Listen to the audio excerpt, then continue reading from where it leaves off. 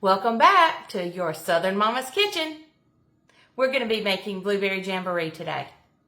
We're going to mix 2 cups of heavy whipping cream, the powdered sugar, the cream cheese, the vanilla. You're just going to mix all that together in your mixer.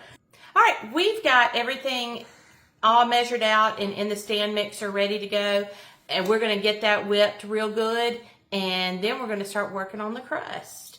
So you're going to need a box of pecan sandies. If you don't like pecans, you are more than welcome to use the plain version, but if you're boring, just say that.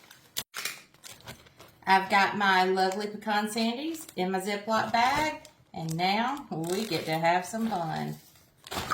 Take your handy dandy little husband beater and just whack the stuffing out of these cookies. Had a rough day at work? Just beat it. This is for those children playing in the road on my way to the grocery store. I thought I was going to run them over.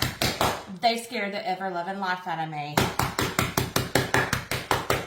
When I think about this recipe, I always think about my husband's family get-togethers and Aunt Ann. She made this every family get-together, and Aunt Ann passed away several years ago and decided I was going to hunt up a recipe that was kind of like Aunt Ann's, and it reminds me of good family get-togethers that we had every Christmas and Thanksgiving.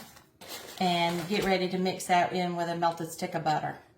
What kind of Southern mama would I be if I didn't use a whole stick of butter and some heavy whipping cream? Butter makes it better. So now I've got my melted butter, and I'm going to pour it in this Ziploc bag of shortberry cookies. We're just going to mix this around in this bag. All right, so that's mostly mixed. I'll dump it in there. And you're just going to spread this out on the bottom. All right, and this is the consistency that we're looking for. It's nice and whipped. There's not a lot of lumps. You're just going to take this out, dump it in here. And the youngest kid in the room always gets to lick the beater.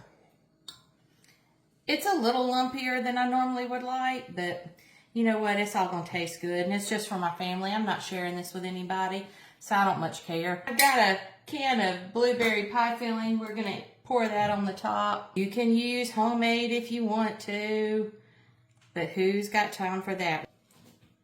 Spread that out.